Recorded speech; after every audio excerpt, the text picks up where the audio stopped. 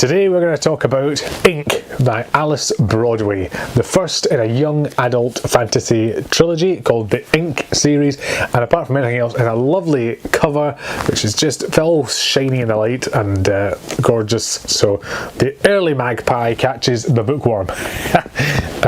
Anyway, just before I get into my review, I have to mention that I stumbled across another review online where somebody said this was perfect for people who like tattoos, and it just gave me this image of a whole bunch of Hell's Angels sitting reading a young adult fantasy book.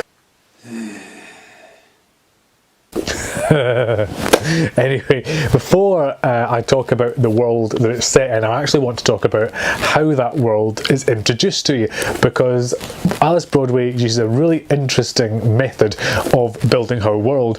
She resists the temptation of just a sort of generic info dump, load of paragraphed prose telling you about the world, and actually splices the story with fairy tales or parables that the characters have grown up in, and it's a really excellent technique. Once upon a time, there was a man who read a lot of books and always wore a hat. These facts aren't related, but conventions of fairy tale telling demand a useless descriptive fact. As the man was neither the wisest, nor the funniest, nor the strongest, nor the bravest, nor the most handsome, the fact that he always wore a hat will have to do. Now the man with the hat had finished his book and needed a new one to read. He searched and searched his bookcases for a book. The man with the hat and his wife, who did not wear hats but was of course the most beautiful and loving wife in the land and so didn't require a hat, they had gathered more than 1,500 books, and so choosing just one book to read was difficult. The man with the hat searched his shelves. He searched them high and he searched them low. He searched them from A to Z, by author, not title, because the man with the hat had certain standards. Only goblins sort their books by colour. And then backwards, from Z to A. He searched the ones with red covers and blue covers, with black covers and green covers, and white colours and purple covers and orange covers. He wasn't sure whether Glamorous by Bret Easton Ellis had a grey cover or a silver cover, but as it's a fairy tale, let's decide it's silver. He searched that one too. Of all the books, one caught the eye of the man with the hat. It was shiny and glittery, with black and gold. It was shinier than all the rest. And as the man had been in lockdown for 8 weeks and hadn't seen sunlight, it was the closest he was likely to get to experiencing a walk in the park without being fined, infected, or Dominic Cummings. And so the man with the hat picked out the book and read it. He read it on the sofa, and he read it in the bath. Okay, we probably don't need to illustrate that. Let's just say he read it everywhere. He read the whole book from cover to cover. And when he was finished, the man with the hat had an idea.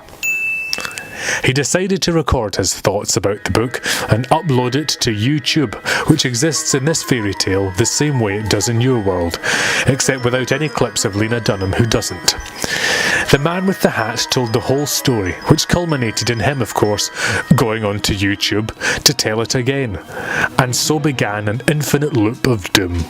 Yes, readers, because this fairy tale decided to become meta for comedy purposes, the man with the hat was cursed to forever live in his own narcissistic storybook loop, and he buffered sarcastically ever after.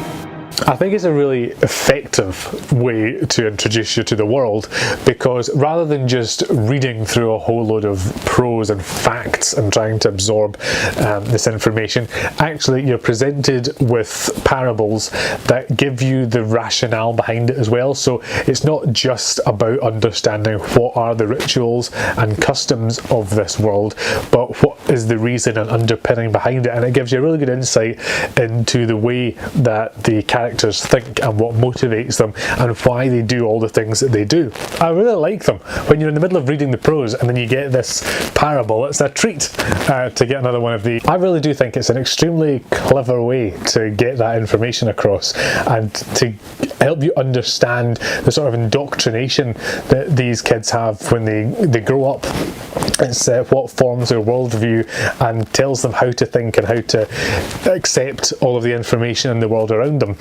which is exactly what happens in our society with a completely different set of fairy tales. And it's really interesting as well because all of the fairy tales are brand new, so you get brand new fairy tales, which doesn't happen often, apart from one which is slightly familiar, to do with a princess at a christening who is cursed by someone who wasn't invited, and she's to prick her finger on a spinning wheel and fall asleep for hundreds of years unless a true love's kiss can wake her up.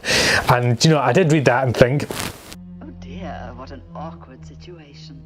But otherwise they're all new, and really does explain not just the ritual but the reasons behind all of the rituals as well. Fundamentally, the people of Saintston want to be remembered beyond their natural life, and their whole faith system is predicated around that. So every major life decision that you take results in a tattoo on your skin, whether it's good or bad. There are official tattoos that you are required to get, and then there are elective tattoos where you choose what you want to be on your skin and what represents you.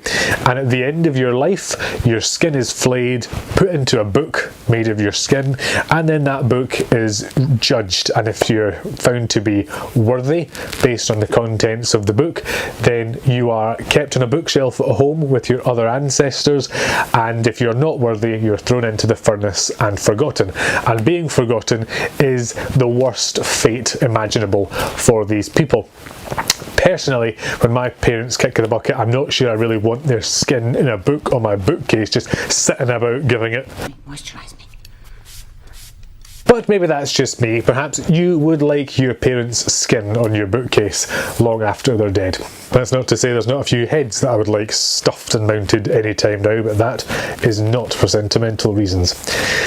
Anyway, the world is completely built around the faith system, so it informs education, it informs politics. The main industries are to do with the ink, to do with either applying tattoos or reading and interpreting people's tattoos or flaying corpses and creating the book. The main character we follow, Leora, is just sitting her exams, so she needs to get the grades that she wants, to do the training that she hopes for, to get into one of the noble industries rather than something that is not related to the markings. The whole world is very well thought out, and there are things that I don't understand, there are questions that aren't answered, but I'm comfortable with that because I believe this world, and so I don't need to understand everything. It is enough for me to know that there are explanations for some of these anomalies or gaps. One of the most important things is that there is a society outside of this village who don't want to be marked. It's people who choose not to have tattoos because they feel that it is their right not to have their skin marked unless they want it marked, and not to share information that they don't want to share. And because you don't know what's going on in their life, and because they are withholding so much information and keeping it to themselves, they are thought to be very dangerous and rebellious and conniving. There's clearly a lot of history between the two societies, although the blanks, as they are called, have been exiled and aren't really featuring in the story, only insofar as that they are recognised as being rebellious, and most definitely you're not supposed to be cavorting with them or assisting them in any way. Primarily, though, this is actually a family drama. Much as all this is going on in the background, as with all of our lives, what is going on in society and politics and religion is just the backdrop to our own personal lives. And this is just Leora's story as she finishes school.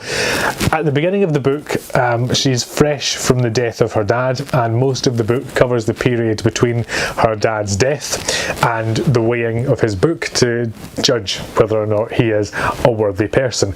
And in between this time, Leora is sort of coming of age, questioning all that she was brought up to believe and everything that she just accepted, because now that it is not just theory and it is becoming practice, it's making her think a lot more about whether this is something that she buys into in the same way that she always has. And she also has all of these existential questions about her dad and herself and all of the things that make up her person that you can't see on her skin. So It's very much a family drama. It's very much to do with the dynamics between Leora and her mum being left behind, Leora and her friend Verity, who has been her childhood friend all the way through, and they're going on separate paths in terms of their work and their future and their destiny.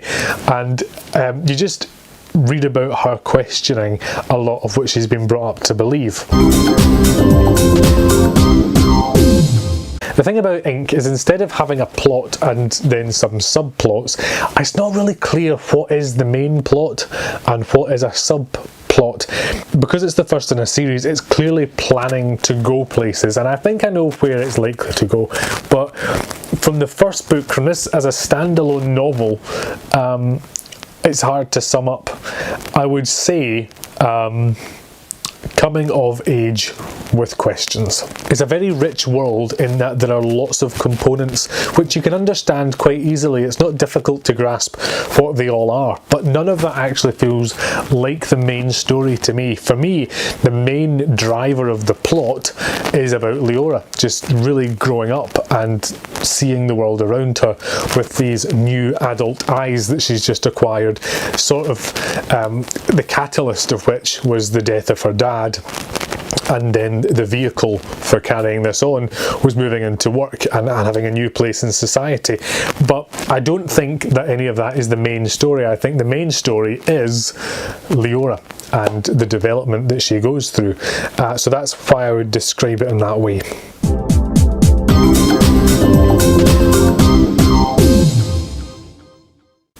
I don't know if it's the Coronation Street fan in, but I would cast Ellie Mulvaney as Leora, the kind of familiar person, and then Maisie Smith as her friend Verity. I think they suit the respective descriptions, but for me, I think the character that I can visualise most clearly is Jack Minnow, the government official who is he's really creepy, and actually I think if anything he's a bit like Voldemort with tattoos is kind of how I picture him. But I would have someone like Ken Bones playing that part, definitely. Like he's bald and he's terrifying and imposing.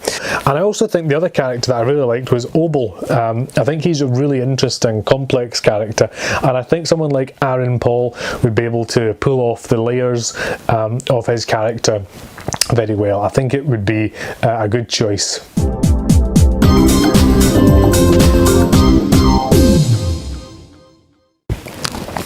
In terms of soundtrack, I would choose this track called Vetura, I believe is the pronunciation, which means evenings. It's by a Russian band called Ryov Fake, and I really feel that captured the mood and essence of what was going on.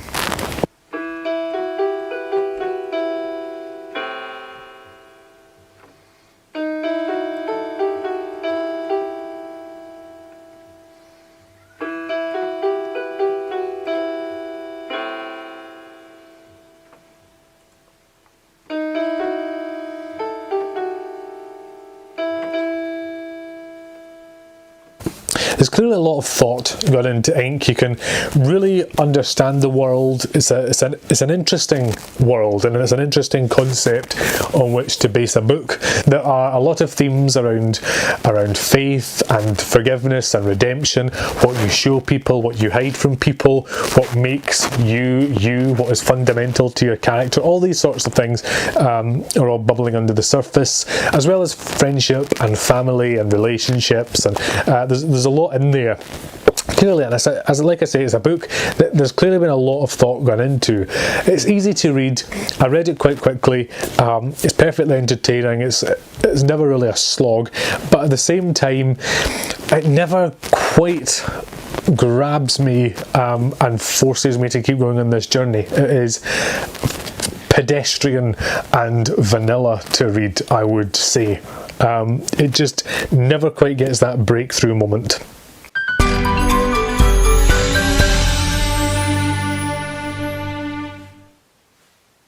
I'm going to say it's a 3 out of 5. It's stretching and reaching towards a 4. It really wants to be a 4. I don't think it quite makes it, but it's definitely reaching up to a 4 instead of avoiding a 2. What I would say is that it's the first book in a series, and it's set up now. The closing scene really sets up for book 2, and book 2 is when we can really get a lot of velocity and momentum behind it. Now that we have come on a journey with Leora and she's sort of made her decisions about her life, we can see how they pan out, and it could be a really, really interesting ride in book 2. So for book 1, I would say this is scene set plus, but I think there's a lot to come from this series. I'll definitely read the rest of the series, and I'm looking forward to seeing how it pans out. If you've read it, then please let me know in the comments below. Let me know your thoughts. If you haven't read it, then tell me this: if you were to get a tattoo of anything that was to sum up your life in an image, what would it be and why? Alright, I'll see you in the next video. Thank you very much. Bon voyage.